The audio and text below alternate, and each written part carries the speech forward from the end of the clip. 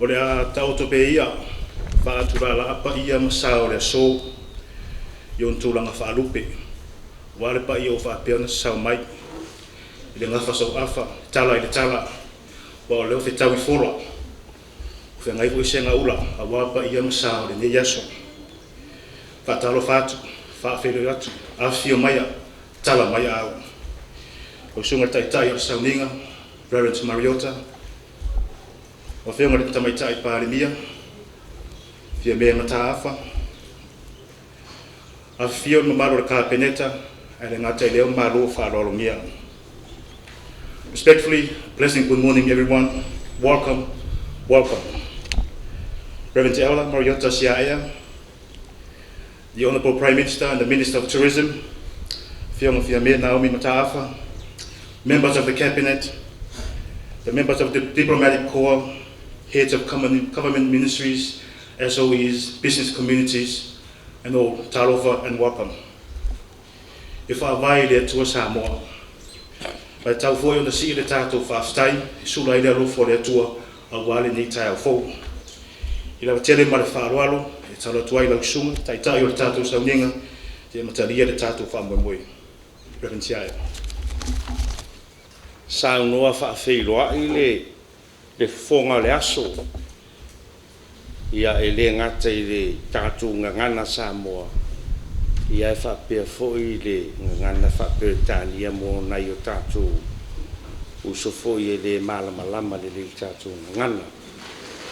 So that is more than enough. Ai o le teimine i o le a tātou tāpua i le tua. Anganga pa ia e. Fio maia mo le wha moe o lo o tunu u le ni yaso. E le ngata ia i mātou o whaatasia. E whaapea Samoa atu. Ia e whaapa ia ina ma whaamanuia. E ala lava i le mafuta mai o lo nganga. A wā o Yesu whaola o mātou tatalo tuai. Amen. Wa fionga pa ia lo tātou tu. O le soto a le tusi o teu te nomelon tau koe whā. A olo iei whai upoe 5 ma whai upoe 6. O te fia whaanga ina. Mai whaafonga mai o le au whaitawina. Whaauta. Na o atu ia te o tō i tū la whono. Na polo ai mai ai ia te au e Iova loo atua. Ina ia u tō whaia, whaapea i le nuu tō te o atu ai, e whai mo o tō. O le nei, i au tō tau siusi ai, ma i au tō whaia, a wā o le mea lea tō te popoto ai, mā tama mai ai lumo nuu. E whaalongolongo i nei tū la whono uma, o no lātou whapeane lea, e moni lava, o le nuu popoto, mā tama mai le nei nuu. Ia o no lea e tātou uso mai whafo, ia o le au tam whai e whai tau atu le whaaliunga whaperetania, mā o le launga fo le nā. From the Old Testament, the book of Deuteronomy, chapter 4, verses 5 and 6. I have taught you all the laws, as the Lord my God told me to do. Obey them in the land that you are about to invade and occupy. Obey them faithfully, and this will show the people of other nations how wise you are. When they hear of all these laws, they will say, what wisdom and understanding this great nation has. Ua ele launga tasi o Moapi Israel. E vai le vai tafi o tama. O no fale lo le kanana. Le lava wa ilo atu ele o kanana. Peitai o le winga le o le tusi teu nome. o le toe whaaluaina lea o le tūlafona. Lea uanga atu Israelu i le nuu folofolaina. Lea la ua toe whaamanatu iai e mose tūlafono e soifua maola. O le winga o se langona Samoa ma le tātou whaaputonga le ni aso. O le sila alofa le atua ia Israel. O le sila mamao a le atua ia Israel. Se ia matua tā pena lona nuu mo tae au ma le lumana. Fa mai le upua mose ia Israel. Israel tūlafono na. O poloa inga na. O whaamasinonga na. Wa whaatonu mai iau e lo otua. E tau atu ia te utou. Au tau nuu i kanana. O na utou wola i lea. O na utou winu malie lea i whaamanu ianga le atua. Leanga o le ele o whaamanu ia ina e le atua. E tafe ai le sua susu ma le peke. Na whai mai leo mose. A sila atu ma wa ai nuu tua oi. O na lātou whapea lea. O se nuu a ina a popoto mātama mai le nei nuu. Ele o le popoto ma le ata mai pe o na tātou loa nei. I la maua lunga o soifua o oina. Maua whaaironga. Ai o le popoto ma le ata mai. A wā ua whaalongo mau stai le fina ngalo le atua. O le mea foi lea na inu malie ai whaamanu ianga le atua. Leanga ua lātou stai ma whaalongo i le atua ma lona fina ngalo. Lea la ua whaalia ia Israelu le sili ese o le atua. Leanga o le nuu na matua tā pena ma saunia e le atua. O le nei aso. It's the official launching of the Samoa Travel TRACER app. O lo manatu. O le finangalo lea o le atua i Palemia ma le kapeneta. E maise le whainga malo. Whai le mea lea. Tā pena Samoa mo atai au. Ine i o mai aso leanga. Toi oto atu lo Malu. Utu ai. O le TRACER app tātou lo whaongai atu nui whafu. A whai wa whai e isi atu nuu le whainga lea. Mo ua i loa le tā ua ma le aunga. Le ala le me tu ai. Nā me tua. Whaafitai lau Afioga ma whainga nā. Tā penanga o Samoa.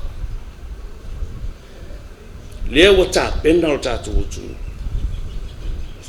Tātou jele i loa tae ao ma le rumana. O lale whaamanuia mai isi atu nuu o le lalolangi i a Samoa. I le nei vai tau.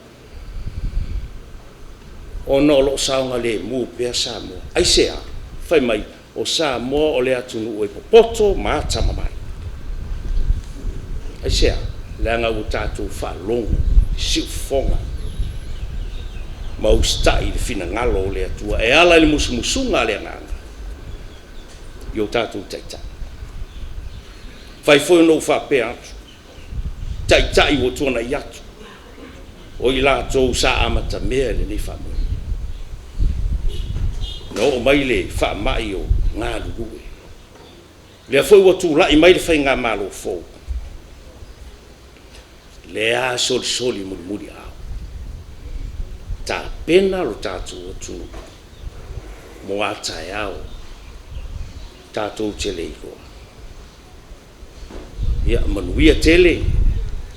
Le nei fa po tonga, na wo fionga. mai se foi o kapeneta ia mai se foi o sui o malo mai fafo tatou mafuta ma le atu nuu o faatasi mai ia manuia foi Samoa i feʻau magaluega o lenei aso faafetaitele lo matou ua matou iai lenei taeao mataufi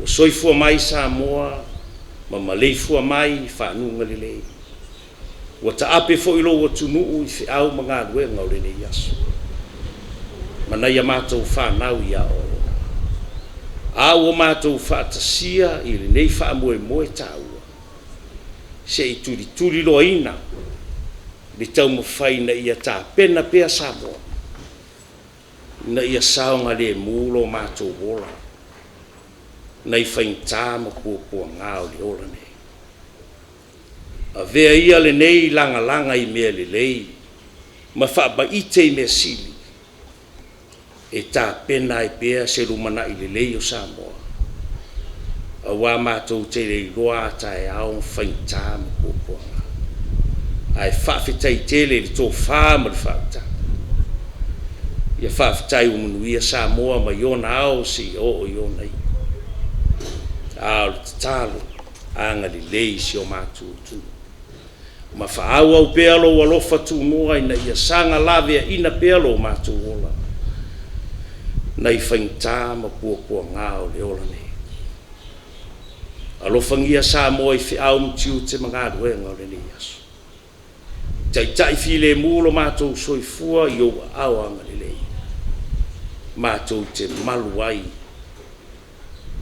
ma matou saoga lemu ai o matou sesē mo matou leaga le alii e lo matou tua ia e faamagalo mai e ala le toto paia o keriso lo matou alii ma lo matou faola i luga o lenei faapopotoga ma Samoa atua lenei lava aso maso uma i le aunoa lo manuia tele le atua le tamā le alofa silisili ese o Iesu keriso lo matou alii ma le faaola o le mafutaga ma oe agaga paia nei e o'o i le faavavau lava amene ia e momoli atu lena na faafetai i lausiga ma le taʻitaʻi o le tatou sauniga tusa'i fo'i ma le tatou folafola le gatai lea o le talomolia ia ua le faamuamua lenei taeau ua po le gatai fale ia ua i le saʻili tuafoe ai le aloalo po le palupalu aua tofisia le moanauli ia ua ase manuia o Samoa faafetai. Thank you, Reverend, for the spiritual word as well as setting the tone for today's momentous occasion. Ia i le avatele ma le faaaloalo tarasaga tuai ia laufeoga le taʻitaʻi o le tatou malo laufeoga le tamaitaʻi Palemia Fiame Mataafa mo lau saunoaga autu.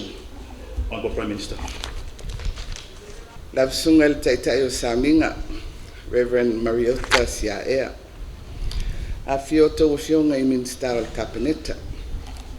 Sui o malo mai fafo, o faaululuga o matagaluega ma faalapototoga le malo ma pisimisi tumaoti ia o Samoa ua potopoto o le a le lepa ia i vaatiu o a'auloloa o paia ma sa le avea o Samoa ia seʻia paia ona tuaoi o le a ou lē utuvai lepulepu la'i ai a o le a ou utuvai lolo e pei o folauga aliʻitoga ae o le aso ma le filiga o le aso fo'i ma le mataʻigatila e pei ona iai le faamoemoe ua mafua ai le tatou feiloaʻiga i lenei taeao o le aso ma le faamoemoe o le a faalau iloaina o se tasi o metotia fou mo le puipuia o Samoa lea ua faaigoaina o le Samoa TRACER app o se metotia fou e faaaugaina ai fesootaʻiga faanei ona pō e tauala mai ai se faiga faapaaʻaga a le matagaluega o le soifua malōlōina ia ma le pulega o tagata tafafao maimoa o le nei auaunaga fou e faaaugaina ai telefoni feaveaʻi ma o se vaega tāua o a tatou tapenapenaga e pei ona faatauaina i le tatou Samoa Travel Ready Toolkit. O nei tapenanga e pei ona whaatatia i le toolkit, e au lava ona whaatino mamau. E langolango ina ai le toe tatala ai o tua oi whaavao malo, pe a whai ua o i le taimi ua tala whenga i. Mamauti noa ua saunga le mu ona toe tatala whemalanga inga whaavao malo. O nisi vaenga e au fia ai i le tātou toolkit. O le matai tuwina ai o tuwinga e pei ona whaangasoro nei mo le COVID sfuruiva. O le tulilo ina o ngā luenga ma ati nae tau tangata tawhau mai moa e pei o le whaatinonga o aonga ai mai se lato ngā luenga whaawau, training and maintenance. Ia ma le whaalau loa ina o ni whaapitoa ai mai se tūlanga tau maketi. O le Samoa Travel Tracer app, na whawhoa mai por kalame whaateknolosi wa tā ua o le Blue Trace, na whausia i Singapore. O le nei por kalame e saunga le mu to e Malu Puipuia, ma o lo whaangai na nei e nisi o atunuu, e au fia ai Australia mawhiti. Mai e fia tele ai le anganga e whaalau ilo atu mo le sila fia o le nei au na ngafou. Na ngausia pe na tuu whaatasia lava i Samoa nei e whaunga ai le porkalame mai Singapore. O le tomai ma le angabaa ma walunga lea o tātou lava tangata. E pei o na ngā lulu e whapaanga ai le company o le Sky Eye ma le asosi o whaamtalanga ma awala whaateknolosi. Le Samoa Information Technology Association. O le whaungaina o le Samoa Travel Tracer, e whaungaina le Bluetooth, i lunga o telefoni whiawea ai. E whesota i ai ma le isi tangata o loo whaungaina, le Samoa Travel Tracer. O whaamtalanga umafoi, e le mawhai o na whaailoa i sose tasi lava. Se i vanga na ai le mtanga luenga o le soifua maloloina. O nei whaamaumaunga o le a whaongaina e turi loa ma whisota i ai le mamalu o le atunuu. Ina ia Malu Puipuia pea Samoa. E o lava o na sila fia, e na o le numera lava o le telefoni o le a whaamauina e le nei app mo le lista leina. A whai o oe lea o le a whaongaina le nei au nanga fau. E na oe lava e mawhai o na tui na atu le malienga i le mtanga luenga o le soifua maloloina. E la tau te whaongaina ai whaamaumaunga mai lunga o le nei app mo ngā luenga wha le soifua maloloina. Tau contact tracing. O lau whaatananga po le lua malienga, male mtanga luenga, fito a mawhai ai o na lato whaongaina, ia whaamaumaunga. O loo maua le Samoa Travel Tracer i lunga o le Google Play, ma le App Stores, ma o te whautua ina ai le tātou atunuu ina ia whaongaina le nei au nanga fōu. O lou sao fo i lea, ia tātou tāpenanga, e tali vawe atu ai, pea a fia le tātou atunuu i le COVID sfuruiva. E fia foi e whaelo atu le isi a tātou au nanga fōu. Lea ua amatalia, le Beautiful Anticipation Microsite. O loo o ngā titonu i ai whaamaumaunga uma mo le mamalu o le au whaimalanga, pisinisi ma pāanga whiwhata wai. A wā lo lātou sila fia. O tūlanga uma o loo maua i Samoa nei, ai mai se whaamatalanga lata mai a Samoa, maana tāpenanga mō whainga malanga. Ia, ili nei taimi i a te au lea nganga fia, e whaailoa alo i atu ai, le Samoa Travel Tracer app. Ia, mai se tatou patpatu. Reverend Elder Mariota Siaea, Ministers of Cabinet, members of the Diplomatic Corps, heads of government ministries, corporations, and the business community, ladies and gentlemen. Today I'm pleased to officially launch Samoa's very own COVID-19 contact tracing platform, a joint initiative between the Ministry of Health and the Samoa Tourism Authority. Since the start of the pandemic, governments and stakeholders around the world involved in the fight against the virus have relied on data analytics and digital technologies to help contain the spread of the virus. Mobile applications are complementary response to the need to rapidly perform contact monitoring. They enable the automatic detection of close contacts and thus help save precious hours of work that public health staff carry out to trace a chain of infection. Known as Samoa Travel Tracer, our own mobile application is a vital component of the Samoa Travel Ready Toolkit. The toolkit is a robust framework consisting of core areas that must be developed to support the case to restart international travel when it is absolutely safe to do so. Additional components of the toolkit include vaccination, tourism business operator training and maintenance, and of course sales and marketing initiatives. The Samoa Travel Tracer is based on the privacy preserving Blue Trace protocol developed in Singapore.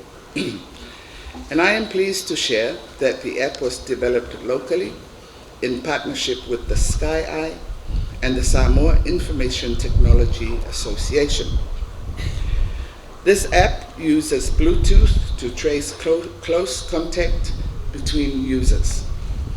Data collected will be anonymous and encrypted and used solely by the Ministry of Health for contact tracing purposes to help keep our communities safe. The Samoa Travel Tracer will collect only your mobile phone. Your name and address are not required for registration, nor will they be collected. The app also does not collect or store information about your location. As an app user, only you can give consent to the Ministry of Health to access your close contact information, and only after you grant your consent will health officials be able to access information collected by the app on your phone. Samoa Travel Tracer is available on Google Play, app stores, and I encourage our community to download the app and help ensure Samoa is well placed to respond to any spread of COVID-19. In a related development, I am pleased to share that the beautiful Anticipation microsite, a central hub for travelers, industry and trade partners to rediscover everything Samoa has to offer, as well as the latest information on Samoa's travel-ready preparations, recently went live. And so without further ado, it gives me great pleasure to officially launch the Samoa Travel Tracer app. So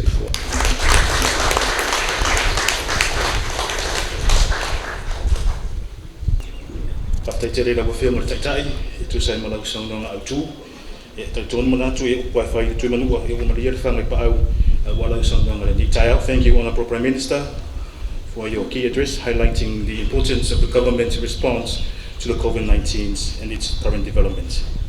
Ia ole vaingaro na lua le tātou whamoemoe le nitu lau raso, ia ole talainga o ia leo le tātou whamoemoe, ia polo tino le lipine, ia polo minga foi le ki le online nei loa ma whapen whanga solo le tātou whamoemoe, e na tā ua le Saunoaga na whionga tamaitai Palemia, whainga paanga lea, a le tātou ofisa, ma na tanga rengo soifua maloloina, a le ngatai leo le New York, ia mise foi, ia niso tātou company telefoni pe o Vodafone ma le titi sao, ia waleanga ilu mo le tātou whamoemoe, ia lewa tele ma le whaaloalo, ia taula tuai, la whionga le minister soifua maloloina, Onko Valasi, kua petu whanua, tonga manga se le tafitu, ia te taraina le tātou whamoemoe, ia po le tino le pene whawhai.